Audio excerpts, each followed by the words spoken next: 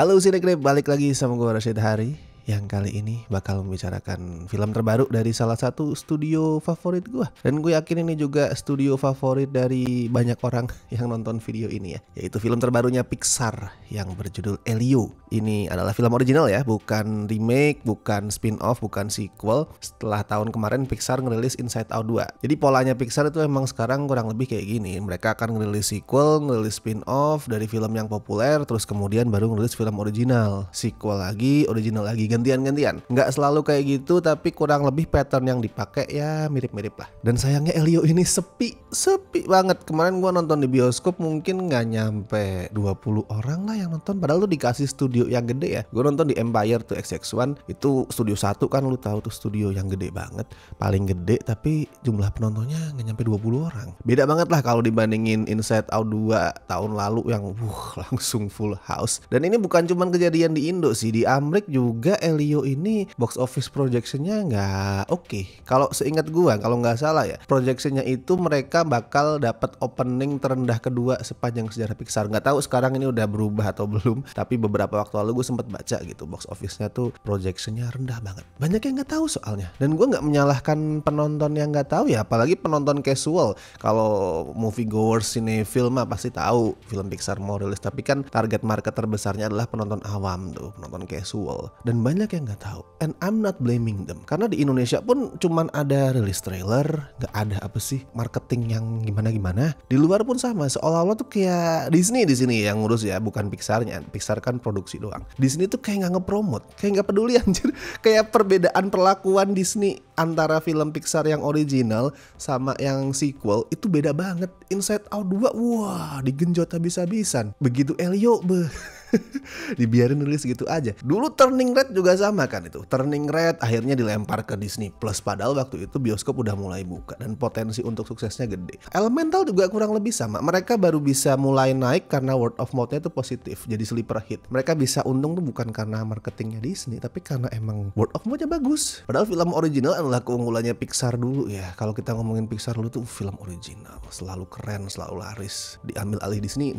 lucu sih. Soalnya Disney kan dikenal dengan studio animasinya ya, tapi mereka malah ngehandle Pixar, which is the best studio animasi di Hollywood, malah nggak becus. Malah mereka lebih bener ngehandle franchise yang sangat nggak Disney tuh, kayak Predator, Alien, itu filmnya bagus-bagus. Sayang sih, karena kalau buat gue personal ya, Elio ini adalah film original terbaiknya Pixar sejak Soul. Kalau Soul itu udahlah levelnya di atas banget lah, mirip-mirip sama Coco. Nah ini terbaik sejak Soul, yang original ya. Ya itu mungkin unpopular opinion sih, karena gue yakin bakal banyak yang prefer Turning Red, atau mungkin Luca ya, yang termasuk underrated juga, which is fine. Gue juga suka film itu dua film yang keren. Cuman gue kayak punya personal connection yang lebih gede aja ke Elio. Dan pada saat nonton gue tuh udah nangis men, sebelum 5 menit. Ya kurang lebih lah, gue nggak tahu pastinya berapa menit, tapi kayaknya belum ada 5 menit filmnya mulai itu gue udah nangis. Pada saat gue ngeliat si karakter utamanya ya, si Elio itu juga nangis. Karena gini, Elio ini kan bocah,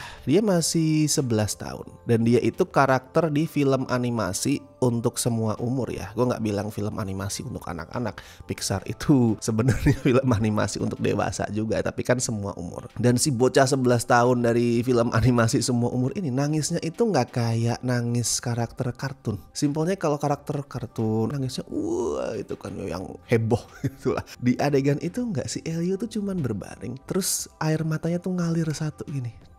Dan ekspresi dia nggak berubah, nggak yang sedih atau gimana. Ekspresi dia tuh lempeng, terus air matanya ngalir satu. Itu air mata yang muncul karena dia kayak lagi merenungkan kesepian yang dia rasain. Dia ngerasain sepi kan, ngerasain nggak belong in this world, dan kesedihan itu bikin air mata dia ngalir. Bahkan mungkin sebenarnya ya Elio ini, karena dia masih 11 tahun juga, itu nggak sepenuhnya paham sebenarnya nih gue sedih tuh karena apa. Mungkin yang dirasain adalah gue cuman ngerasain kosong aja, ngerasain ada yang kurang, ngerasain ada yang hampa, ada yang sakit, makanya air mata tiba-tiba ngalir tuh tanpa dia expect, tanpa dia perkirakan. Karena kalau air mata sedih yang berduka gitu kan pasti udah kerasa ya, nyesek terus.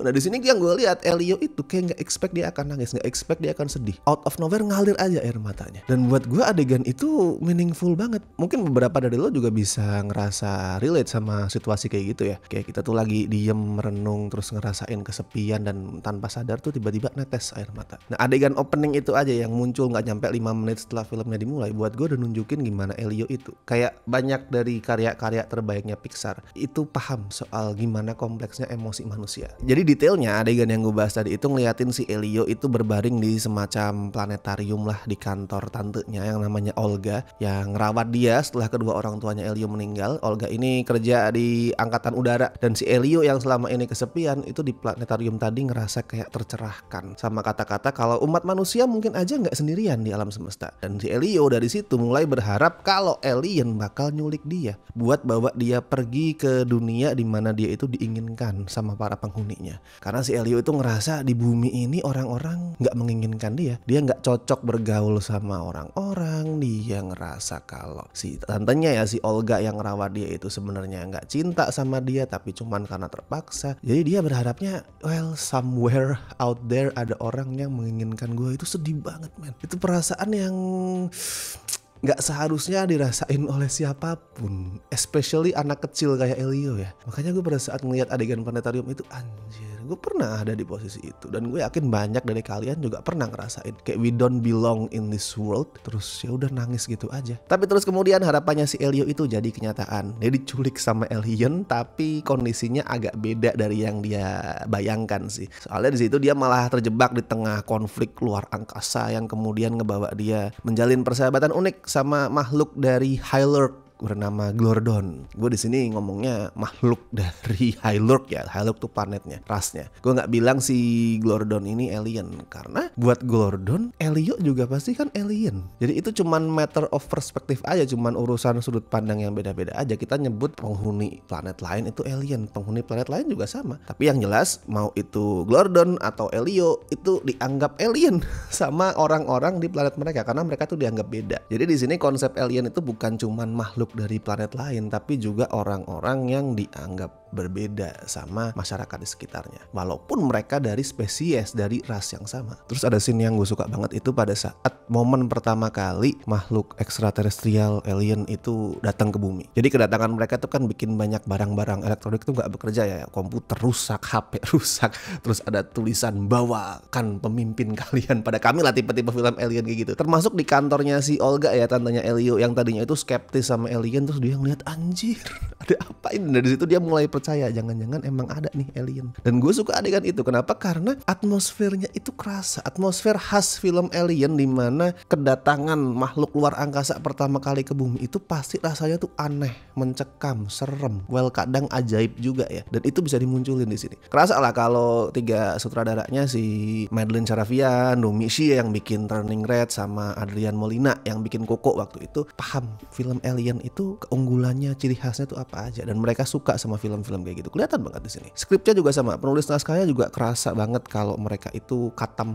sama film-film alien dan suka sama film-film kayak gitu. Agak mundur bentar ya, kita bahas film yang lain nih. Ada filmnya Steven Spielberg, Close Encounters of the Third Kind yang tahun 77, itu salah satu film di awal karirnya Spielberg. Itu film yang keren banget, buat yang belum nonton silakan ditonton. Tapi jangan ngarep film invasi alien yang jedar-jedor, enggak. Di situ Spielberg lebih menekankan ke sisi wondrous, keajaiban pada saat manusia ketemu sama alien. Di film itu ada tagline yang legend banget, yaitu We Are Not Alone. Itu bisa lu temuin di banyak posternya lah. Dan sejak itu tagline We Are Not Alone itu sering dipakai di film-film alien yang lain, kayak pengen ngegambarin gimana manusia itu sebenarnya ya nggak sendirian. Nah di film alien kebanyakan kalimat We Are Not Alone itu nuansanya serem, kayak wah anjir kita nggak sendirian men, ada banyak makhluk lain yang mungkin aja menginvasi dan segala macam.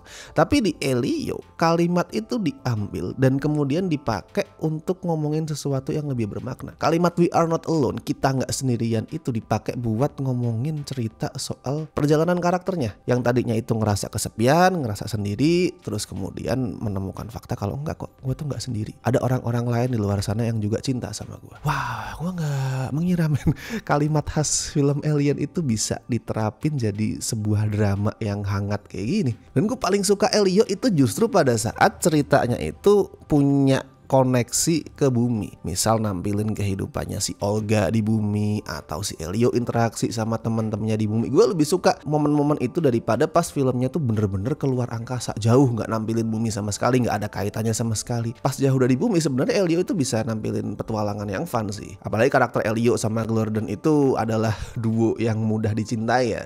Sama-sama makhluk yang ya don't belong kayak tadi gue bilang, kesepian. Jadi mereka berdua tuh lovable. Cuman alurnya itu generik banget. Kayak ya udah soal petualangan buddy komedi yang udah sering kita lihat dengan jokes-jokes yang juga nggak spesial. Visualnya bagus sebenarnya. Visual luar angkasanya itu keren, variatif. Kita diajak buat ngeliat teknologi yang nggak ada di dunia manusia. Tapi sebatas permukaan aja, nggak ada world building yang bener-bener kuat. Padahal world building itu kan keunggulannya Pixar ya. Misal kita ngomongin Monster Inc tuh, world buildingnya kuat banget. Oh ini tau dunia di mana manusia dan monster itu hidup berdampingan, atau Finding Nemo, apapun lah. Lu ambil film Pixar apapun, kemungkinan besar world buildingnya tuh kuat. Nah Elio ini world buildingnya nggak terlalu kuat. Kayak semua dunia luar angkasa yang visualnya keren itu cuman sebatas ya sampul aja. Tapi nggak pernah tuh kita dibawa masuk lebih dalam ke dunia itu. Makanya gue nggak terlalu klik pada saat filmnya tuh jauh dari bumi. Tapi pas balik ke bumi atau nampilin koneksi yang lumayan kuat dengan peristiwa dan karakter di bumi, Elio itu bisa munculin perkawinan ya gampangnya.